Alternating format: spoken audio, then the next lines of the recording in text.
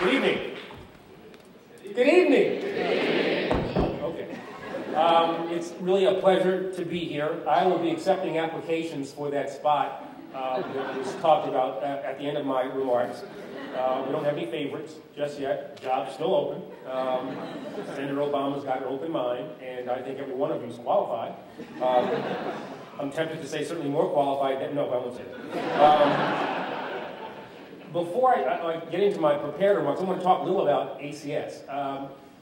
You all are, the vast majority of you are at the beginnings of your legal careers. And this is, I think, a particular time in our nation's history where the pendulum is starting to swing, or has swung. And I think the notion of a progressive America, an America run by progressives, is really, it's about to happen.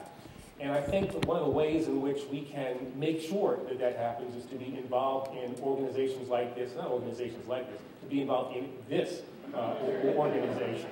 And so I would hope that you will enjoy the weekend, that you'll enjoy the programs that we run during the course of the year, and that if you're a lawyer, you'll be active in the lawyer chapters. If you're a student, you will get involved in the chapters at your schools, and that you'll make ACS a part of your life.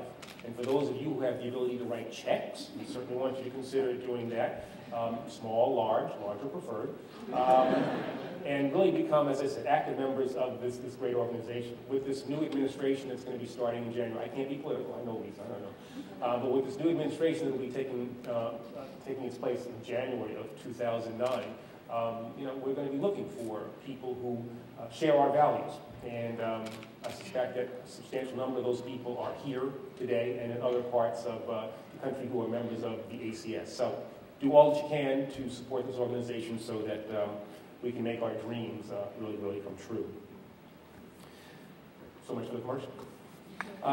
We are about to celebrate the 4th of July, commemorating the anniversary of our great nation's Declaration of Independence. We celebrate our country and the values and ideals that it has stood for: liberty, equality, tolerance, and the rule of law. And we celebrate what our founders were able to create out of the sometimes painful birth pangs of that period, a nation of laws. The fundamental historical importance of our Constitution is really beyond measure. For the first time in the history of the world, a government was formed based first and foremost on the rule of law, and not the whims of men or the application of force. As Alexander Hamilton explained, the ratification of the Constitution represented for the first time in history that a government had been formed by reflection and choice and not by accident and force. And so many of the icons that we hold up for our country to revere are not great rulers of a time gone by, but documents that still shape the government that we have today: the Declaration of Independence, the Constitution, and the Bill of Rights. Now, although containing only a few thousand words, these documents nevertheless still shape our values, our relationships with each other, and our political and cultural temperament today, over 220 years later. Now, that is not to say that the founders were perfect. Indeed, for nearly 100 years, the Constitution tolerated the possibility that someone like me could be bonded in property to another man.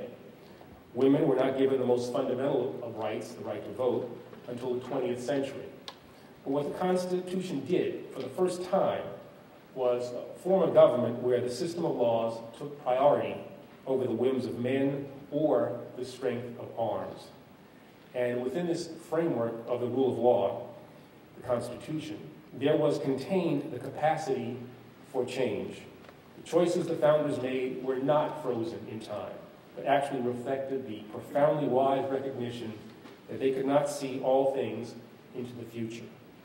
Rather than make rigid predictions, they set about to frame concepts broadly and openly in order to accommodate change and a noble pursuit of a more perfect union. Now, unfortunately, in the last few years, we have, quite frankly, lost our way with respect to this commitment to the Constitution and to the rule of law. The rule of law is not, as some have seen it, an obstacle to be overcome, but the very foundations of our nation. It is the rule of law that has held us together despite our differences, while other nations have descended into strife, and it is the rule of law that has made the United States a beacon to the world, a nation that others aspire to emulate. Now, of course, any student of history will note that this is not the first time that we have let fear take precedence over the values that define us as a people. At various times in our history, those charged with the responsibility to keep the nation safe have overreacted to perceived dangers, often with a sorrowful consequence for our nation. Even some of our greatest presidents, including John Adams, Abraham Lincoln, Woodrow Wilson, and Franklin Roosevelt, have erred in this way. But a measure of our greatness as a nation is that we have quickly recognized our failures, reevaluated our judgments, and corrected our policies. It is time for us to do that again today. During the Civil War, President Lincoln faced the nation's greatest crisis. More than 600,000 soldiers lost their lives in that struggle. In order to safeguard the nation, Lincoln suspended the writ of habeas corpus on 8 separate occasions. Now, to my mind, some of those suspensions were clearly justified, but others were not. And by the end of the war, Lincoln had suspended the writ throughout the entire United States and authorized his military commanders to detain and imprison any person who was guilty of, quote, any disloyal act or practice, unquote.